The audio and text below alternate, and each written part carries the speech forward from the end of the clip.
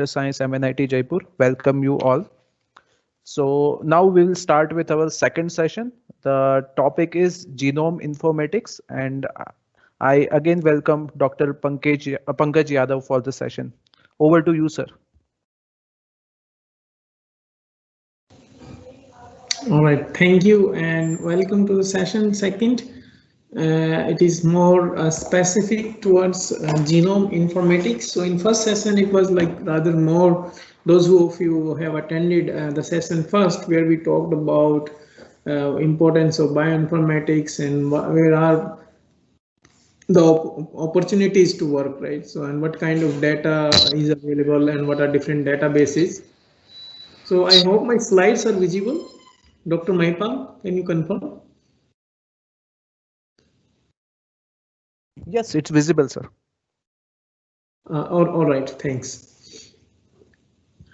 So in this session, I will speak more about the genome informatics, and in particularly, I will also show you some examples, right? How you can apply your computer science knowledge, and people have really done very good job by applying their computer science and background knowledge in this field. For example, I will show you comparative genomics or sequencing itself. So most of those algorithms, they have been developed by computer scientists in solving these problems. So without delaying, let us start. So let me start with this because this is probably one of the primary problem or very trivial problem that is handled in bioinformatics. So genome is basically your again DNA sequence, and the DNA sequence from entire DNA sequence from the organism. So that comprises your whole genome, right? So there are, as we understood in this lecture session first, that there are around 3.9 billion base pairs, right? So it's such a huge. So you can think it, as I said, as a book, and in this book you have just 4 letters A, C, T, G. And now the first question comes in, or first problem, trivial problem comes is how we know the sequence. Like if I give you, let's say, a sample of an organism, any unknown organism or known organism, and then ask you, can you tell me what will be the sequence of its DNA, entire DNA? So in case of humans, you have to sequence 3.9 billion bases, right? So of course, there are no straightforward way you can start sequencing the whole genome from of this such a huge large extent, and you just started like you are applying from one end to another end, and how you do sequence, like, so this is one thing. So you cannot handle such a huge sequence in just one go. So there are different strategies that have been developed, and so idea here is so if you have this whole genome, so how you can analyze this sequence. So traditionally it has been analyzed with the help of an approach that is called Sanger sequencing. So I will talk about that also. But there are, with the advancement of technologies now, there are high throughput and next generation sequencing techniques are available that can sequence the entire genome within minutes, right? So so first thing is that I will talk about it. So first thing is that you cannot sequence the entire genome in just as it is. You have to come up with a strategy, right? So one strategy is you make fragments. You divide your you make fragments of your original whole complete DNA, and those fragments you can handle easily, right? So you computer science people can think it as like dividing a bigger problem into a smaller problems, right? So you sequence those fragments, and then those fragments you get the entire original sequence, right? So but there are many challenges that are the computational challenges that are involved in this, right? So let us start with this. Gel electrophoresis is one technique that is used for separating these fragments, as I was saying. So, as it says, it has gel. So it has a gel component, and this figure is shown over here. So this is just complete chamber filled with some gel, and the another term here is electrophoresis.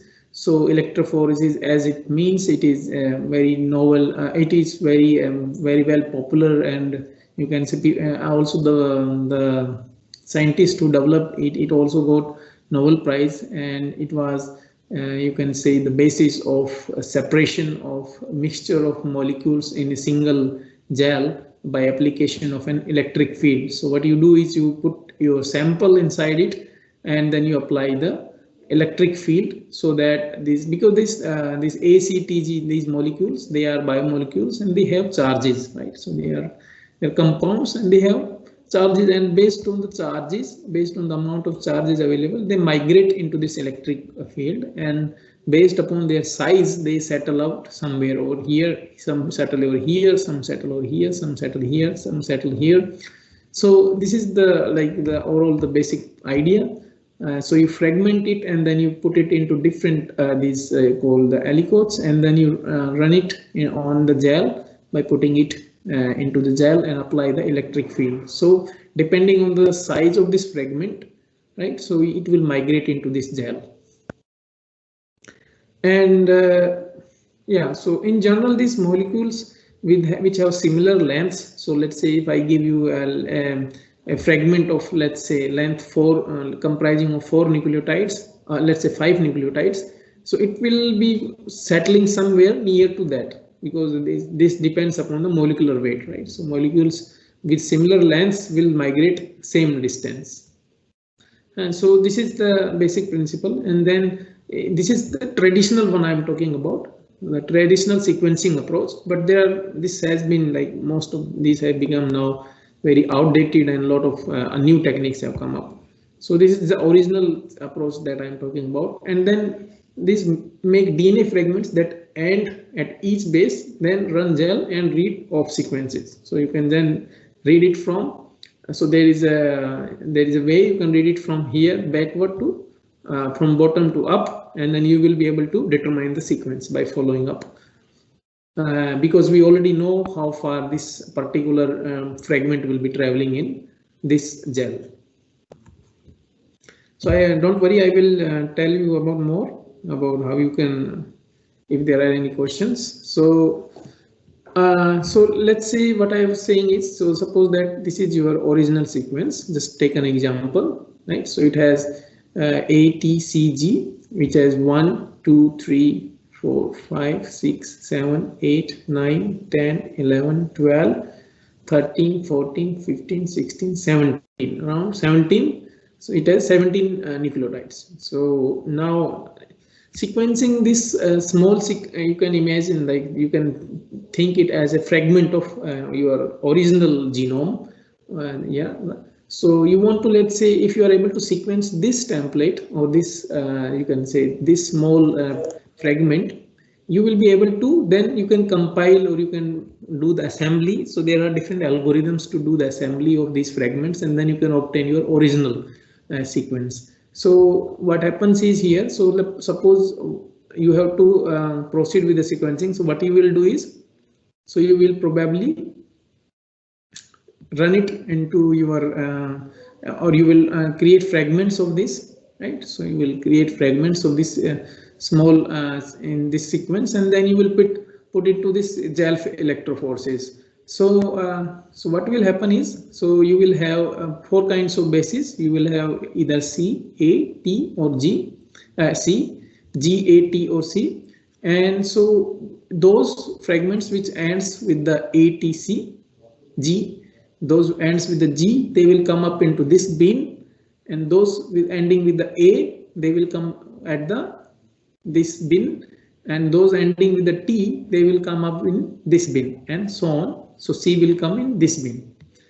Now if you, let's say, have this only this fragment, right, ATCG, so this will come over here, right?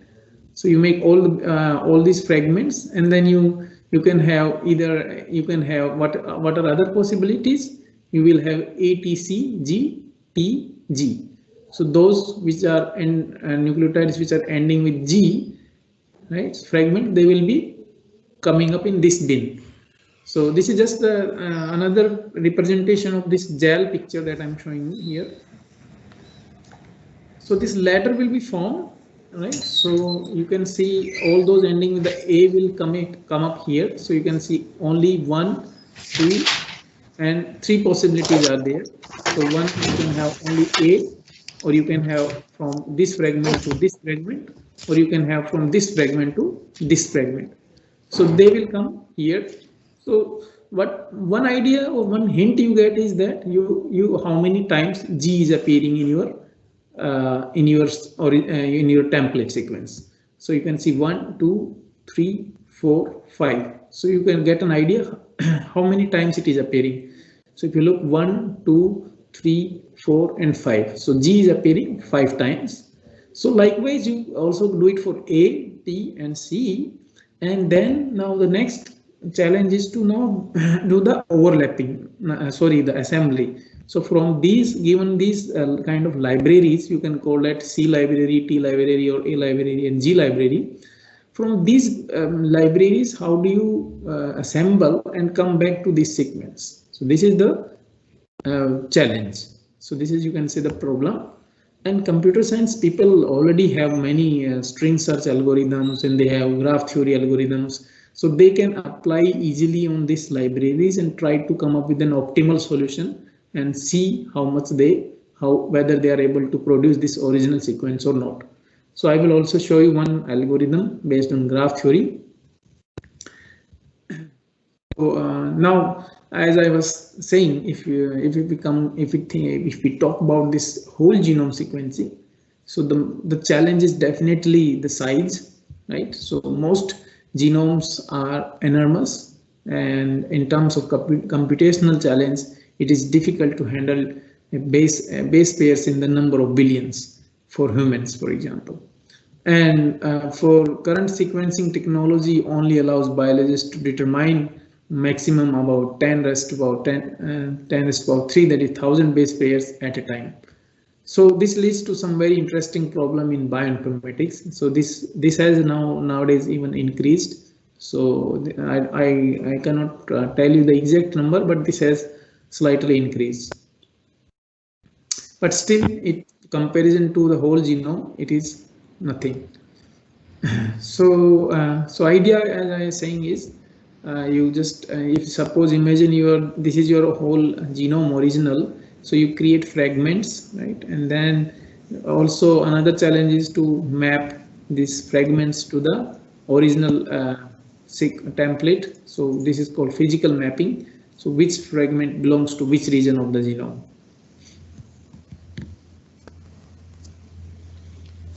All right, so in principle, you take only small fraction of this and then you sequence it, and then you come back to full assembly.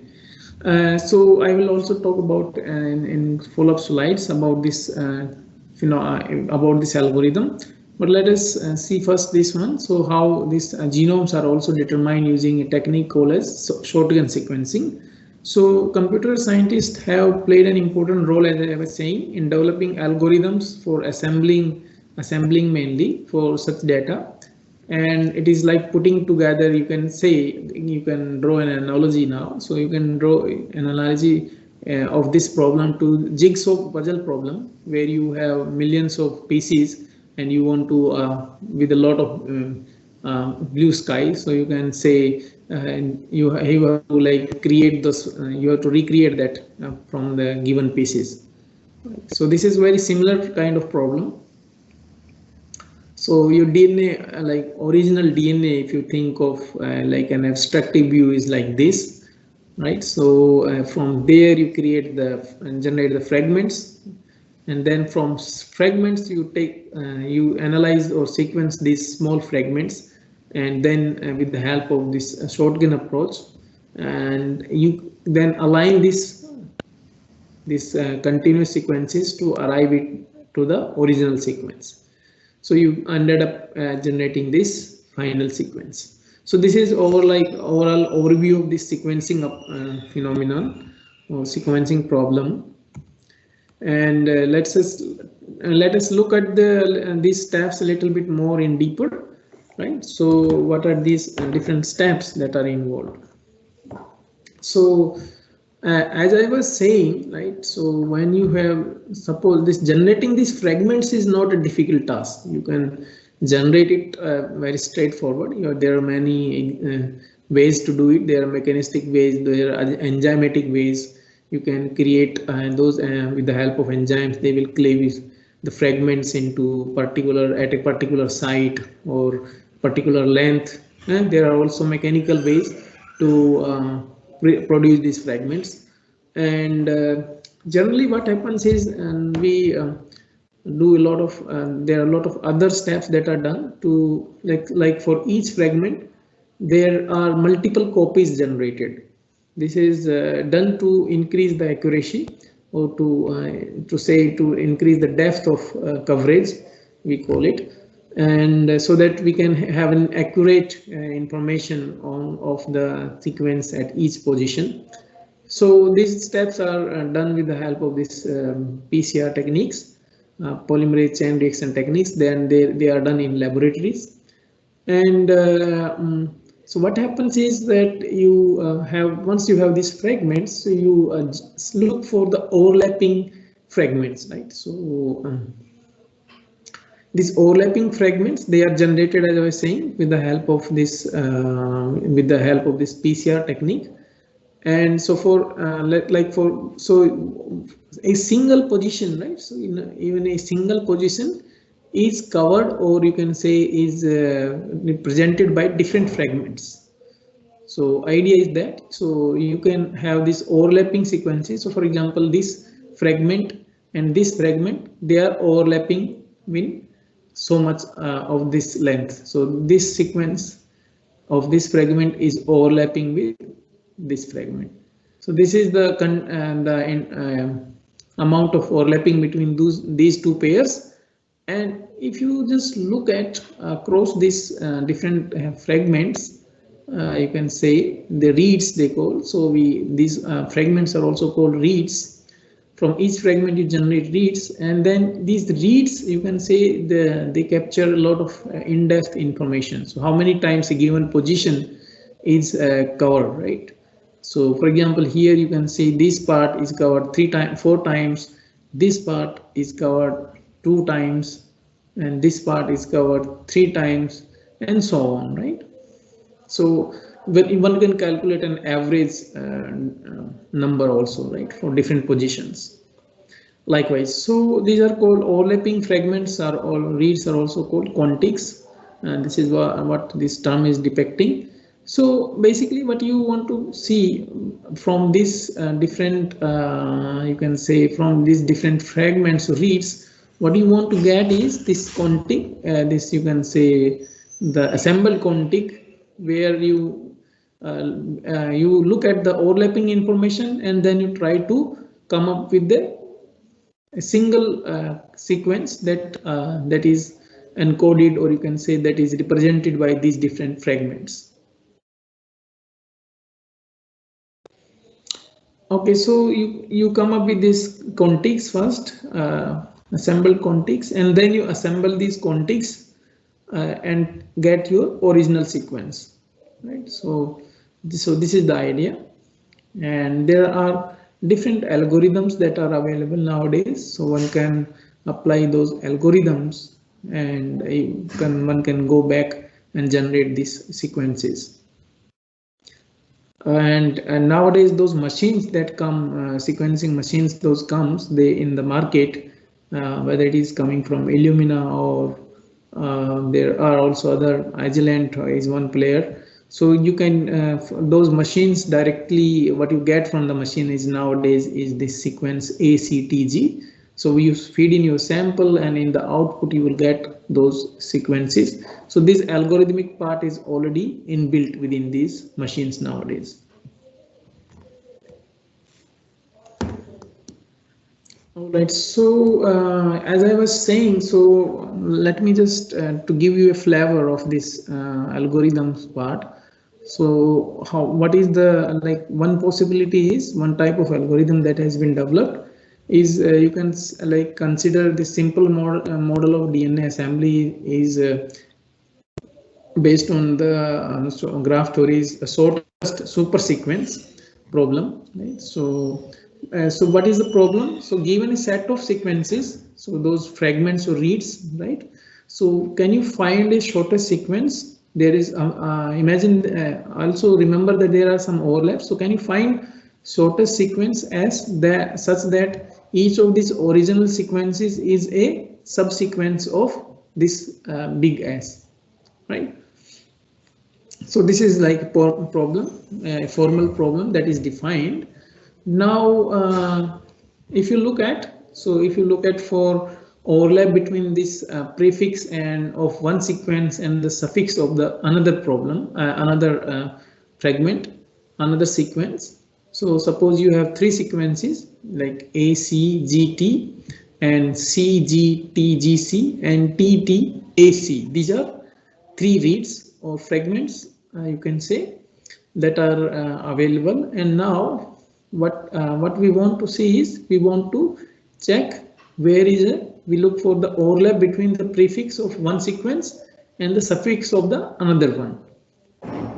So for example, we if you look here, so we look at that this prefix of this sequence TTAC, we have a corresponding suffix at this green read, and we have an overlap of how many nucleotides? We have overlap of one nucleotide. And then similarly we can have a look on similar on this pair of fragments reads. So if you look at the prefix of this, we have AC. So if you look at the corresponding suffix in this, we have a corresponding suffix that is AC, which has a length of 2. So we found a overlap of 2 nucleotides. Here we found a overlap of 1 nucleotide. So likewise you look at all other available pairs. So for example, here you have CGT and you have here L suffix CGT. So there is an overlap of 3 nucleotides. So this information you can collect very easily, right? Writing some small piece of code. And now based on this overlapping score that you obtain, you can try to arrange them in form of sequence, right? So between this sequence and this sequence we get an overlap of 3. So I can arrange it accordingly, one below the another. And then we have overlap of 1 between this and this, right? So this is also, and the gaps they can be represented with the help of these dashes. So if you just try to see what can be the possible sequence that contig that you can obtain from this 3 pieces of fragment, 3 reads, is you get T at first place, T at the second place, and then we have A, C and G, T, G, C. So so this is one possibility, right? So you can think of this. So imagine this superset, or you can say the super sequence. It has all the small sequences, right, and the subsequences of S. But there are of course errors that can be introduced, right? So that are all possible. So there can also be different errors. There can be computational error. Then there can also be technical errors. I will talk about this in some minutes about. So let us first try to think it a little bit of more in an algorithmic point of view. So as I was showing, so if you have, let's say in the previous slide, I've shown you only for 3 fragment, 3 reads. So let's say you can have these millions of these kind of reads and you want to sketch an algorithm. So what you have to do is you have to create an overlap graph in which every node represents a fragment and every edge indicates the amount of overlap, right? So we have seen in previous slide, and after this you can determine which overlaps will be used in final assembly, and probably you can find an optimal spanning forest. There are different algorithms that you can use for finding this in your overlap graph. So overlap graph is shown here for these sequences. So these sequences, let's say this is W, Z, U, X, Y, S. These are represented as nodes in this graph, and then you can see the amount of overlaps that exist between these. So for example, between Y and S, there is an overlap of 5. So if you look at between here and here, there is an overlap of 5 between these two, suffix and prefix. Okay, so you can easily then find this optimal spanning forest, and you can determine the sequence from these given reads. Alright, so this is very interesting, and a lot of work has been done in this field, and people have extensively explored this field. String search also is another field, and so based on this, so you can also, next part in this algorithm will be to look for the paths of maximum weight, or you can also use greedy algorithms to select as with the highest weight, and or for example as must connect nodes within and in out degree of at least greater than less than equals to or 1, or may also end up with a set of paths that each yields a single contig. So for example, you can have from here WYS, you can get this, and then from ZUX you can get this, and you can end up with getting different sequences, and then you can try to get the optimal solution from this. Okay, now next, so one challenge is to sequence, right? And the next level of challenge can be to compare the sequences. Suppose I have, let's say, 2 organisms, or let's say you have your own sequence and probably want to identify the sequence based on some reference sequence, or maybe you want to compare the similarity between sequences of 2 organisms. So these can be different questions you probably want to ask from your data, right? So sequence comparison is also an interesting problem, and a lot of work has also been already done, right? So it's like sequence comparison is like like a Google. You are searching terms, or you are searching for words in Google, or you're looking for some research paper, or you're looking for some people, or you're looking for some items in Google. So something that is based on also similarity search, right? So this is something very similar problem.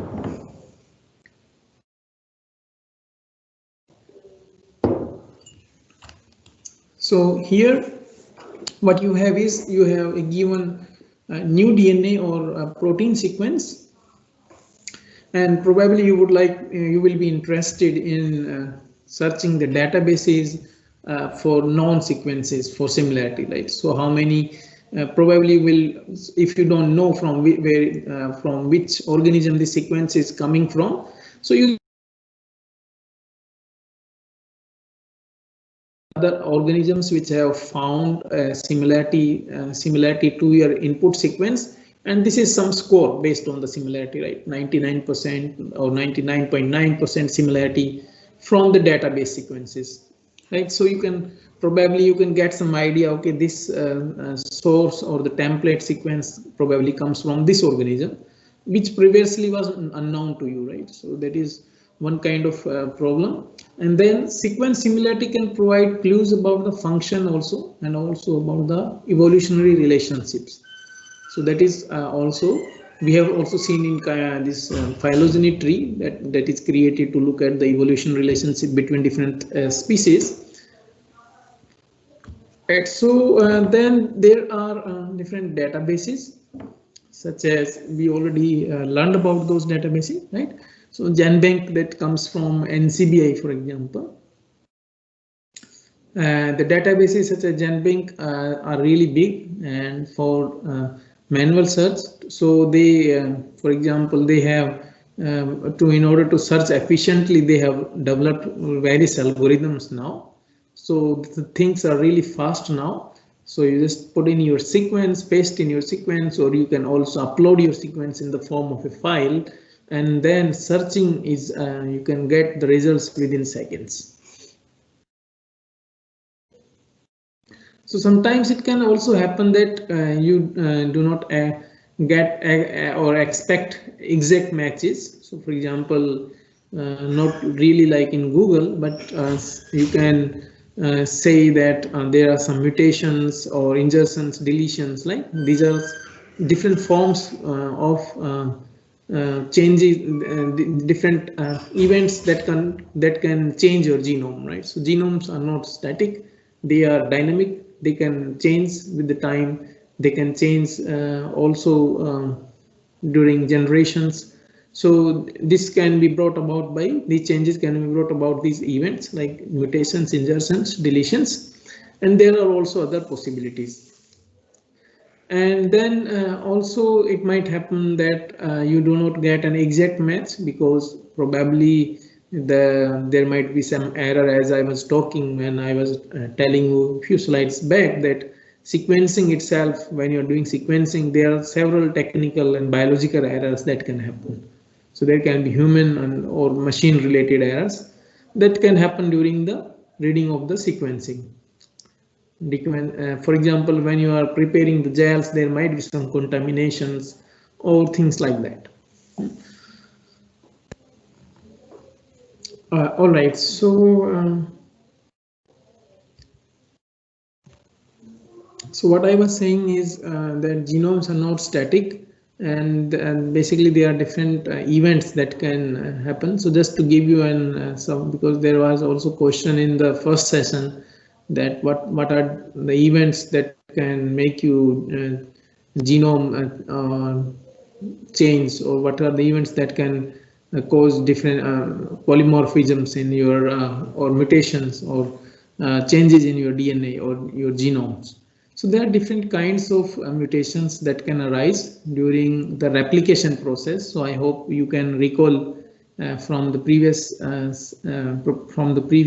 session that replication is a phenomenon where you replicate DNA to another DNA. Remember that the cells are dividing each and every second, and when they are dividing, they also need to copy, or you can say they duplicate their DNAs, and then when they are dividing, so that the equal amount of DNA can go from into daughter cells, to daughter cells.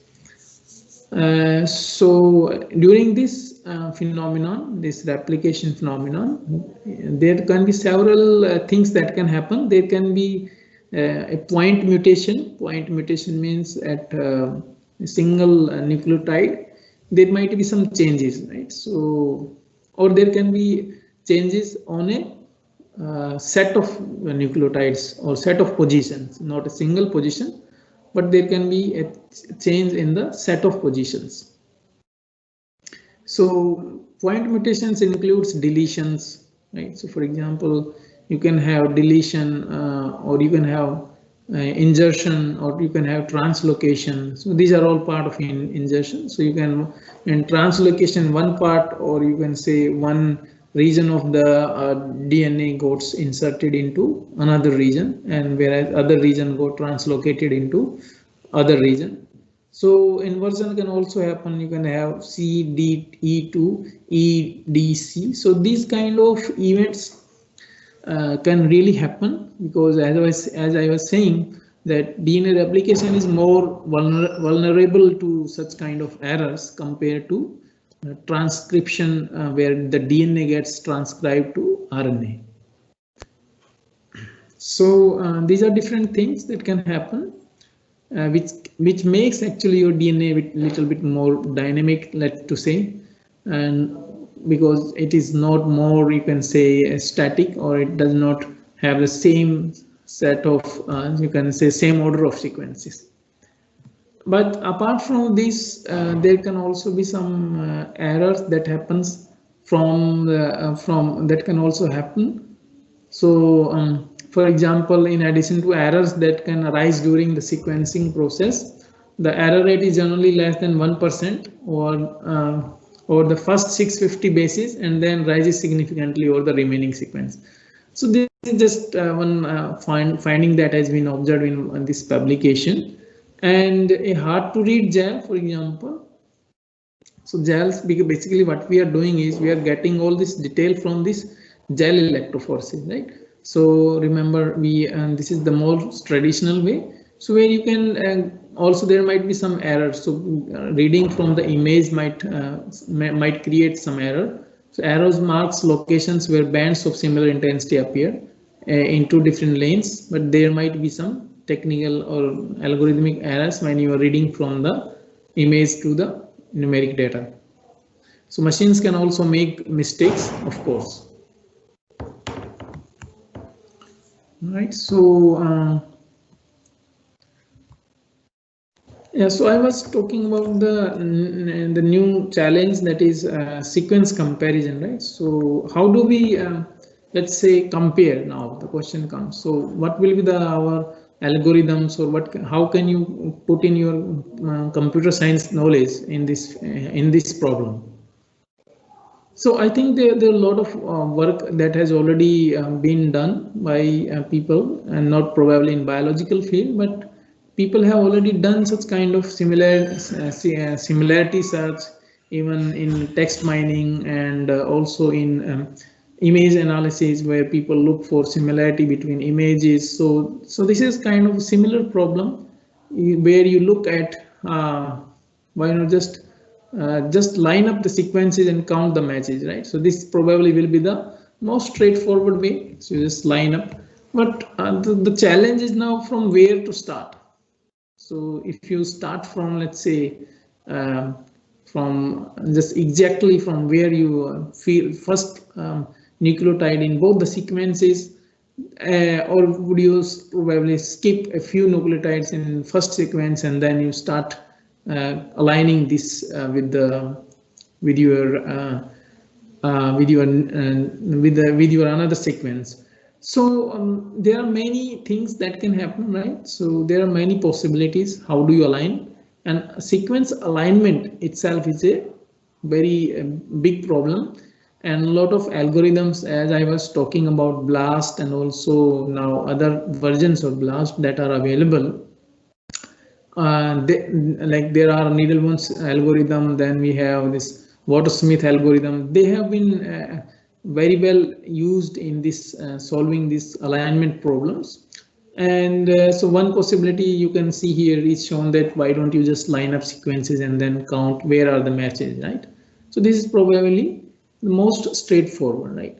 We will align this once first sequence. So imagine you are just taking this small sequence, and then you have another second sequence, and then you count where you see the differences, right? So these green arrows show you where you have found an exact match, and then the red arrows indicates where you have a difference, right? So for example, here you have G in the first sequence, and then you have T in your another sequence. So this can happen also, as I said. We have talked about these errors, right? So there can be, you can think of it as an error, or it can be fact also, right?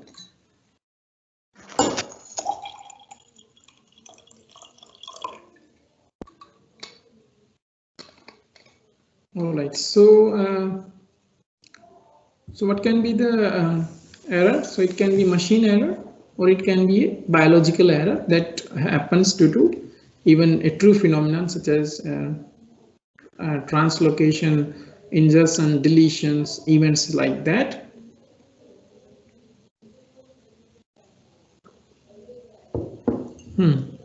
Sorry. So can you imagine now? So what will be the challenge? So you found that okay, they differ only two places. So probably you will find okay, these sequences are very close to each other, right? So suppose what happens is that since probably you, as I said, you will see events like deletions or insertions. So let us assume so that you, for example, you have just deleted one of the nucleotides, right? So so what will happen now? So you can see that the differences. You can see now this difference has increased. So if you have just deleted one of this nucleotide G, and you just see that this differences has just increased. But what if you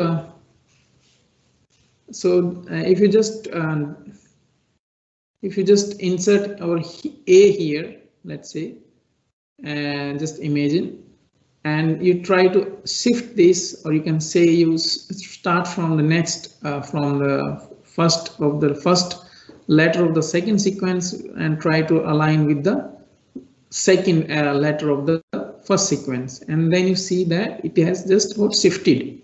So you have to come up with this some novelty in your algorithm that can understand such kind of things, right? That there is only one nucleotide that has been deleted, and if you just shift it by one nucleotide on the right, you will get almost a very nice match, as you see it here in the first example, but it has just got shifted to the left.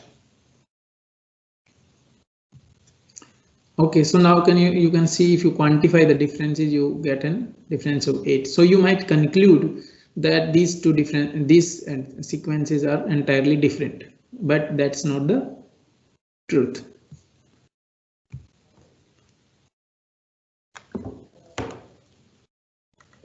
All right, so now if you so as I said, so there are different possibilities, and there have been several algorithms they have been proposed. So one of the technique that is very well known in computer science field and mathematics is called dynamic programming, right? So where what we do is we split the problem into small problems and then solve those problems individually. Okay, so there are three basic operations. So delete a single symbol, or insert a single symbol, or substitute. So these are three basic operations, right? That we have already discussed about these three operations in our previous slides, right? So they can substitution is one of kind of considered also a polymorphism. So this lot of work has been done in this context, and people have seen that substitution can be a different variant also in the population. So suppose if you have just you see 3% of your population has a different nucleotide at a given position, and these 3% of population might have certain disease, like some rare disease. So you can perform this statistical analysis and over all the millions of positions, billions of positions, and you can identify all those positions where you find that these nucleotides are different in a group of individuals rather than in entire population.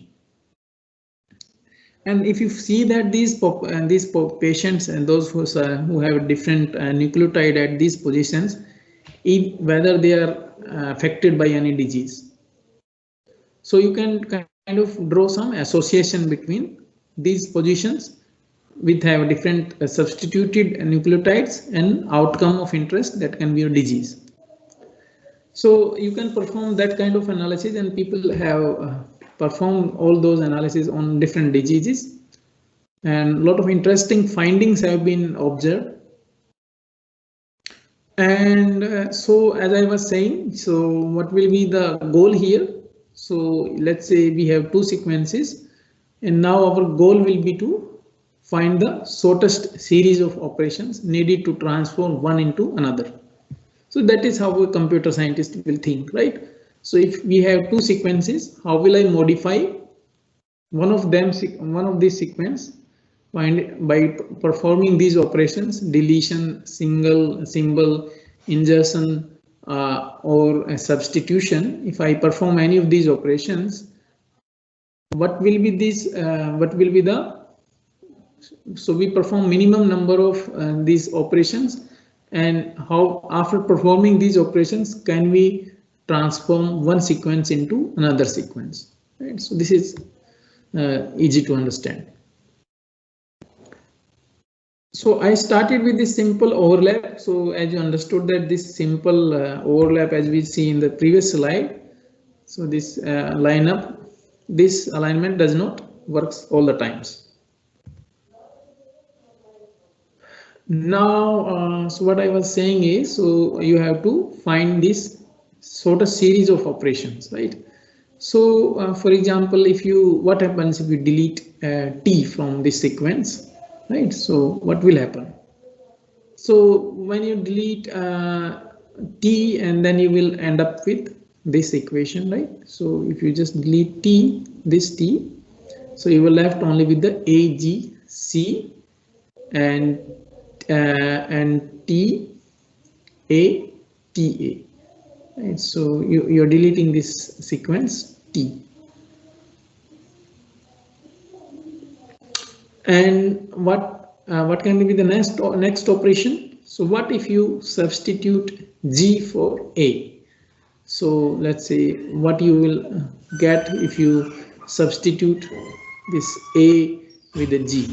So rest is same, you are just substituting nucleotide G for A. Alright, so you perform all these operations, and you see how many optimal operations you have to perform to determine or to convert one sequence into another sequence. So our approach is to build up longer solutions from previously computed shorter solutions, right? So we build this longer solution by computing the shorter solutions, right? And then we say that we want to compute solution at index I in the first sequence and then index j in the second sequence. So suppose we have like the sequence comparison, we will have usually do it pairwise, or we can do multiple sequence comparison also. But let us just for our understanding, just stick it to pairwise comparison, as we have also taken one example in the previous slides. So we have sequence 1, right? So versus sequence 2. Let us call it I, index I, and here let's say we start with the index j, right? So assume that what we already know, the best way to compare is this, right? So we compare sequence 1 we change it, we go with sequence 2, and then we compare sequence of perform actions, and then we compare sequence 1 with the sequence 2, and so on. So there can be different possibilities. Now the best way to do is this, right? So how do we do it? The best way to do this comparison is best choice from following of the 3 cases. So there are 3 possibilities. So we compare sequence 1 with sequence 2. We can, by inserting an index, new index called j, we insert a new index into the sequence, and then we compare it with the sequence 1. Or we can compare this with the deleted one. So we delete index I, and we compare it with the sequence 1. And other possibility is we substitute j for I, and then we compare. So these are the 3 options. So these will be the 3 possibilities or 3 cases that we will need to perform. Okay, so what happens is normally when you are doing this sequence comparison, you always come up with some scoring mechanism. So what is the score, right? So if you just perform any of these if any of these operations that we have talked, and then you just at each and every step you look how many times, if let's say if you are deleting, so what is the cost of deleting, so what is the cost of insertion, and what is the cost of substitution. So these are the three operations. And if you it's okay, so you just calculate score before the operation and after the operation, and you see whether score is decreasing or not, right? So these are different ways you can develop your algorithm. So for example, you have here it is shown in form of a matrix, scoring matrix. Sorry, I need to drink a little bit of water.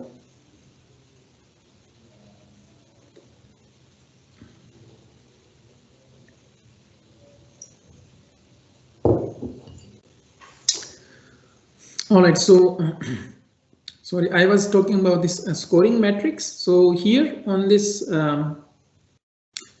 along the rows you have sequence S, just randomly defining it, denoting it with the S, and then you can have a sequence, another sequence denoted with the T. Okay, so right, so you can have for example, you can have starting from, you can write also your sequences here. What happens is usually we write all the sequencing letters and nucleotides here, all for both the sequences, and then we calculate this score, that is Dij, which is minimum of these scores. So either you take a score of Di minus 1 and J, and you add it with the 1, or you add so these are three possibilities, right? Three operations that we have talked about. So these are the similarly the scores, individual scores that has been assigned for these three operations. And if you see a minimum of this, whatever is the minimum of this score, you just calculate this here, and you can build your algorithm based on this scoring mechanism.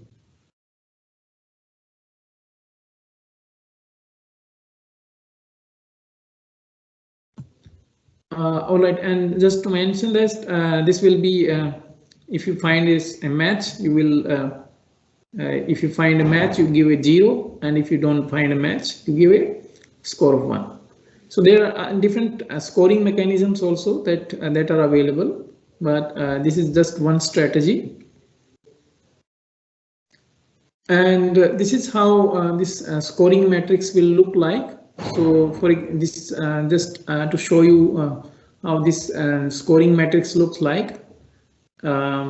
So basically what we are looking for is we are looking for a optimal decisions. So in a dynamic problem programming, so we can recover our delete and insertion and substitute operations, right? So suppose let's assume that you have this small sequence that is CAT, and then you're comparing it with another sequence that is ACGT, right? So you can start with here. So following up the last scoring mechanism, you start with here and you perform this deletion, and then you calculate what is the score, and you can perform insertion, and you can calculate this score, and then you can perform other action. So likewise you can calculate all the scores and what will be the score, minimum score at each of this step you can calculate, and then based on this you can you can propagate back, and then you can calculate from where you find the optimal path, right? So you can find an optimal path that will give you the minimal least scores, right?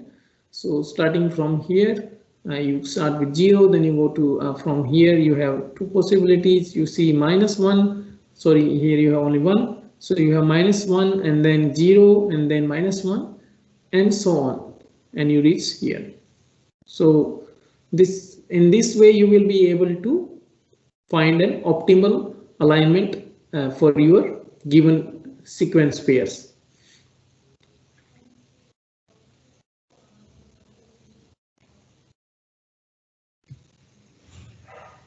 And in fact, these are the some basics that are for this BLAST and other algorithms that I was talking about.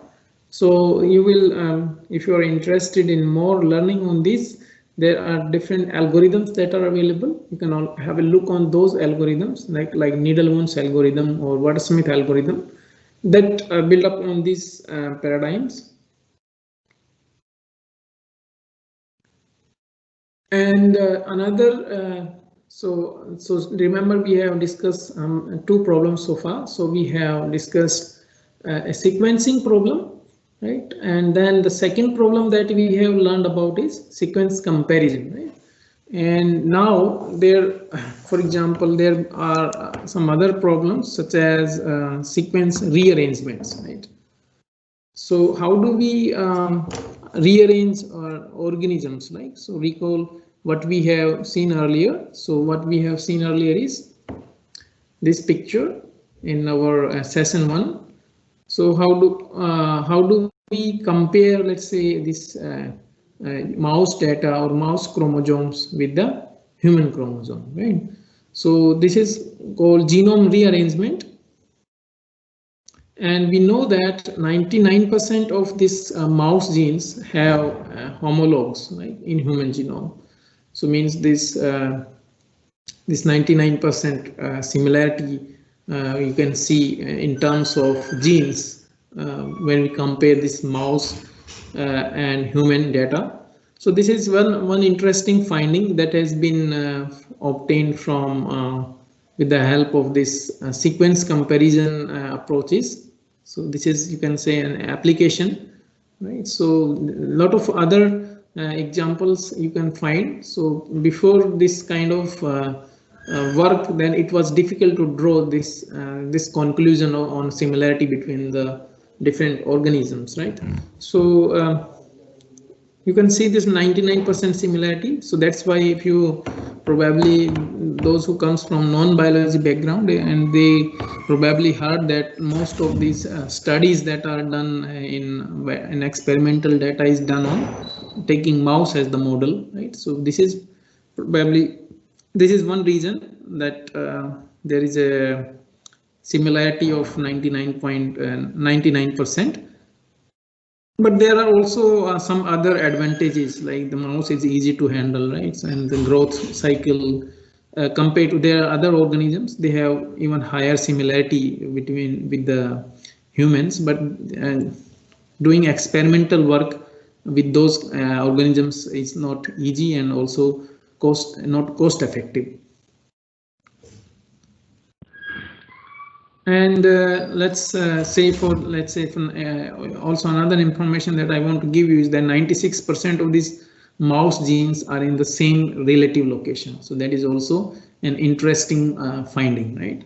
And mouse genome can be broken up into, you can say, about almost 300 centenary blocks, which we can, when arranged, can yield into human genome. So very interesting thing. So if you just rearrange it, then you can produce human genome, right? All right, so this provides a way to think about evolutionary relationships, like how we have evolved from mouse to humans, right? Or how much similarity we see. All right, so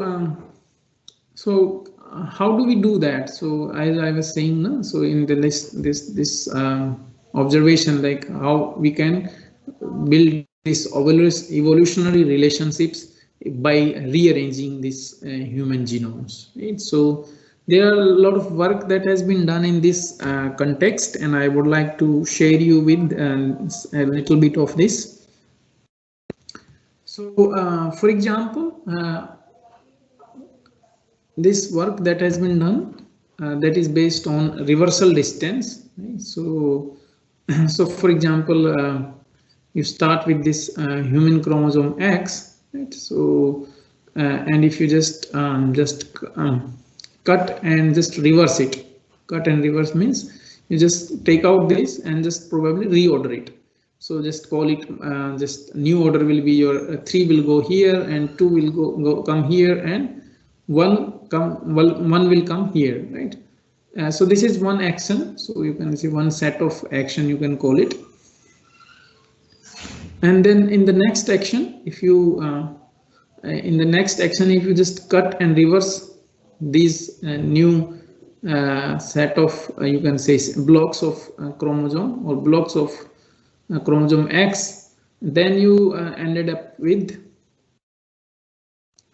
-3 stays here, -2 stays here, and you have -5 here, and then you have -4, and then you have 1. So this is second arrangement, and then action, and then you can say you can have this rearrangement of 2 and 5. So 5 comes here and 2 comes here, and -4 and 1 stays back. And after that, if you just do a similarity search with the mouse chromosome X, you will see that it is exactly the mouse chromosome X. So interesting, right? So this kind of actions or reversal distance, they have been studied and a lot of work has been done. So reversal distance by definition is the minimum number of steps that are needed to convert or to rearrange this one genome into another genome organism type.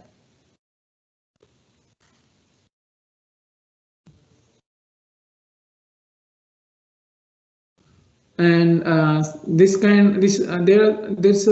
also a lot of studies that has been done based on this sequence comparison. So remember, so far we have just we were talking about just pairwise sequencing. But imagine you have, let's say, sequence from mouse, you have sequence from bacteria, you have sequence from or you can have sequence, let's say, within an organism, right? So within species, for example, you have sequences from thousands of human samples. You have human sequences, and probably you might have to also do an alignment on these 1,000 sequences.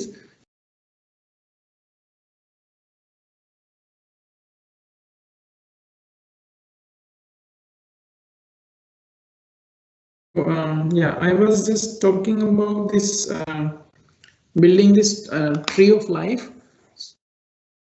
In that context, I was talking about also this multiple sequence alignment, where you can not only align a pair of sequences, but multiple sequences for comparing the variations, or you can finding out the variants at different positions, right? And scientists have built this phylogenetic trees to help us understand the evolutionary relationships, and reversal distance has been extensively used extensively in this field, and almost of about in average reversal distance of 10 is used. And note that here that trees are the best gases and certainly contain different errors that are possible, yeah, which is obvious. So you can see that if you, I don't know if you're able to see it, here you can see that the humans are more the nearest neighbors to monkeys.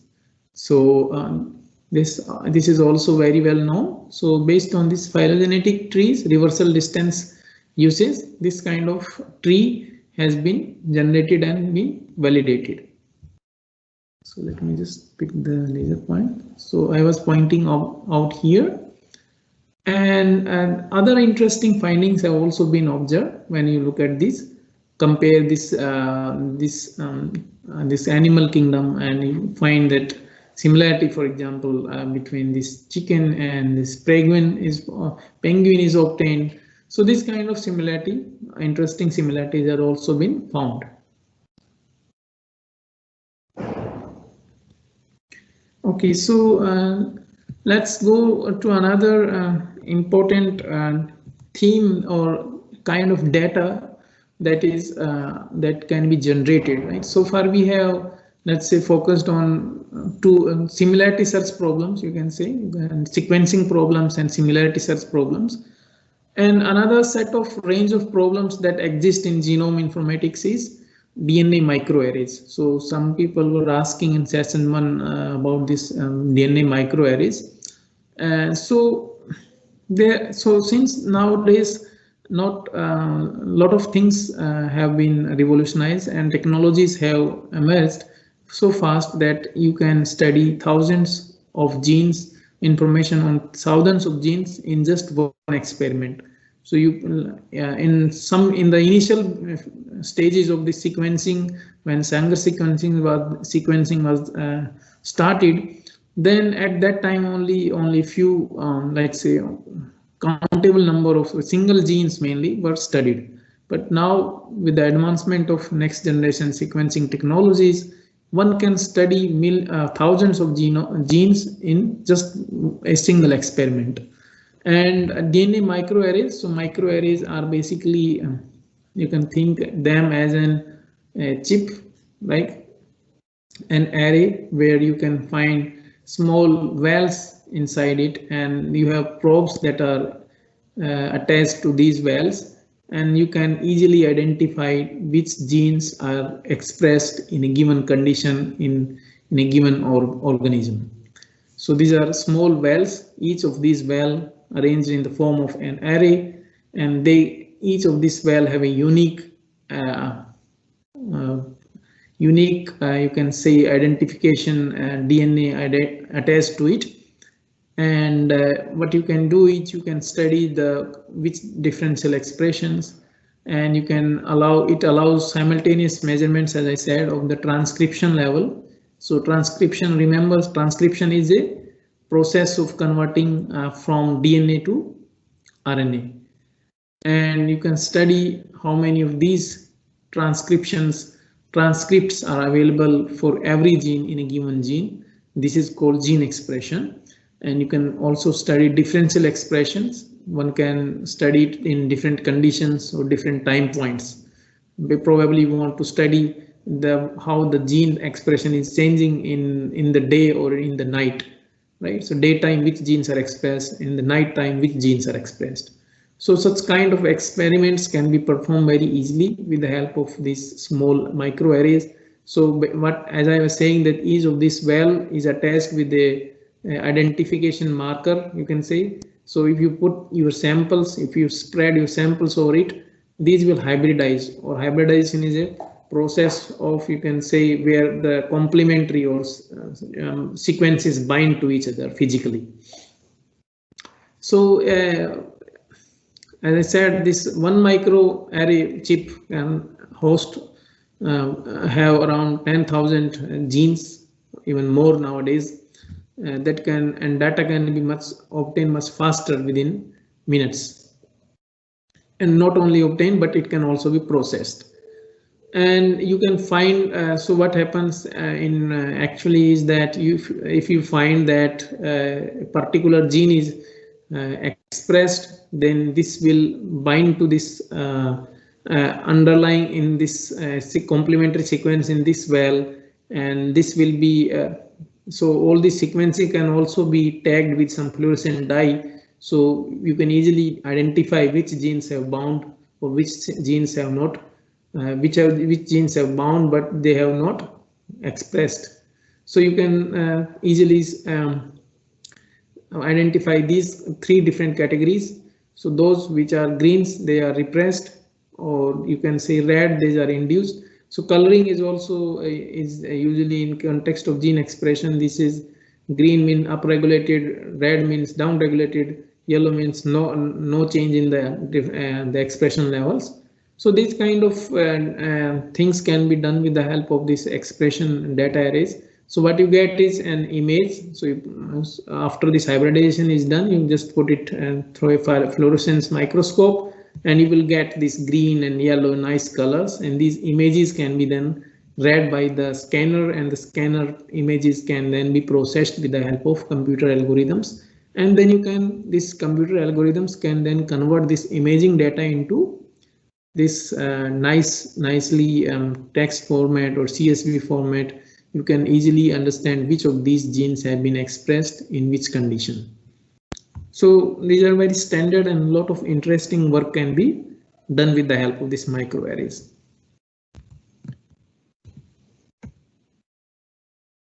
So you can even draw these trajectories nowadays. It is also possible. How does the expression changes with the time? So the temporal analysis can also be done. So suppose you have different samples from different time points. So you can see, let's say in the first sample, let's say you are measuring it into the day and time. The mRNA, or you can say the expression was higher in the day, and then another sample you look at it in a different time point where the mRNA level expression of this mRNA, particular mRNA. So this is just zoomed in. So this goes down, and then again in different condition it goes up and down. So this kind of an interesting temporal time series analysis can also be performed.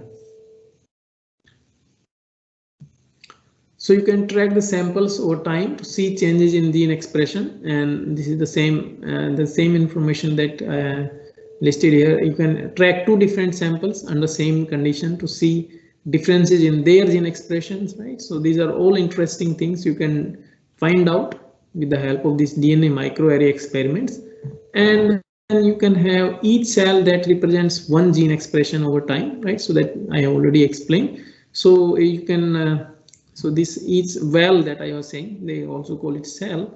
This is not, please do not confuse it with the biological cell. It is this well kind of, just to look it. So each of these dot is called cell.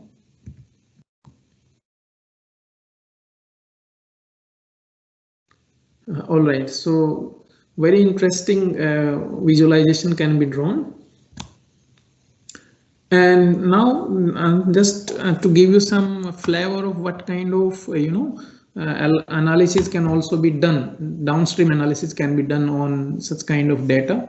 So you can also perform some kind of clustering to see which genes are clustering into together. So you can identify communities of genes, which genes are probably expressed in a given condition.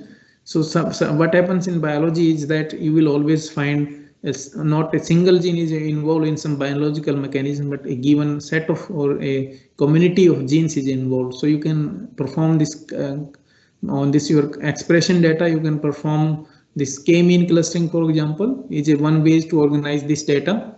So given a set of n data points, just going through quickly through the basics of this algorithm. So given a set of n data points and an integer k, we want to find a set of k points that minimizes the mean square distances from each data point to the nearest center.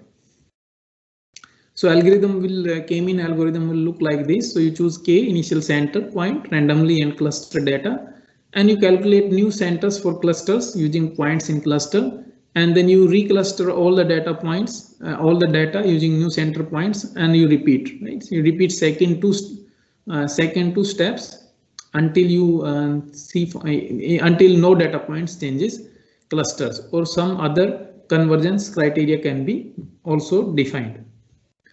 So just to give you an example, so let's say you pick two clusters, and let's say you have decided that okay, in the day and night this kind of genes are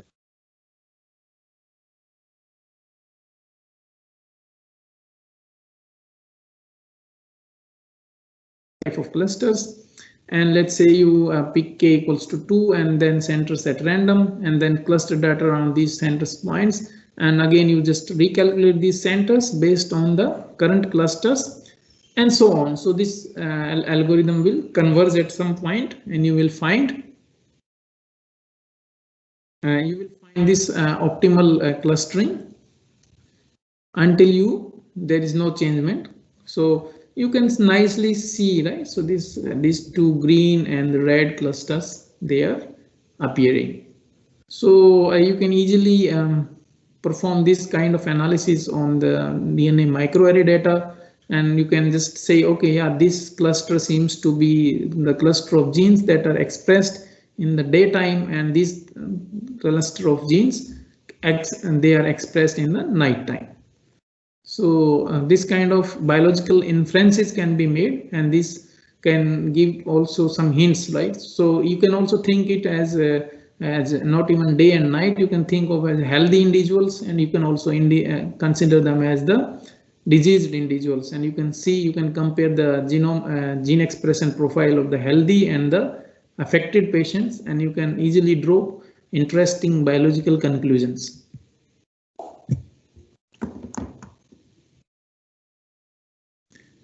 And also another thing you can do is you can create this heat map, basically based on hierarchical clustering, where you can not even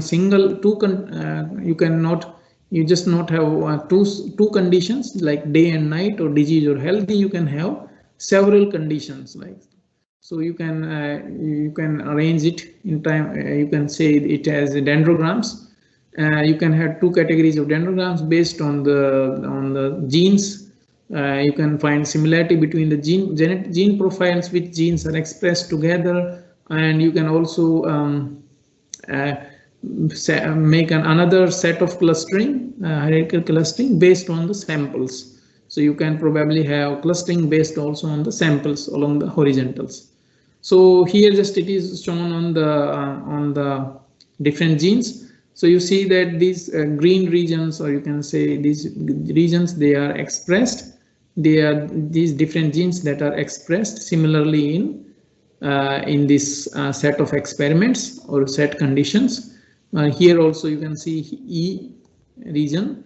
So here these set of genes, you can say in the E region, these genes are also expressed in the similar they have the same similar expression profile, you can say. And likewise you can also draw inferences on other set of genes.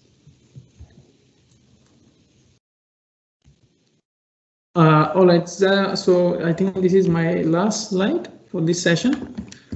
So why we study genome informatics? There, as I hope I have been able to give you a flavor of different problems that exist in biology, and a lot of enthusiasm I hope and been able to generate among yourself, that these biological problems definitely need involvement of people from computer science, involvement of people from mathematics to solve these interesting biological problems.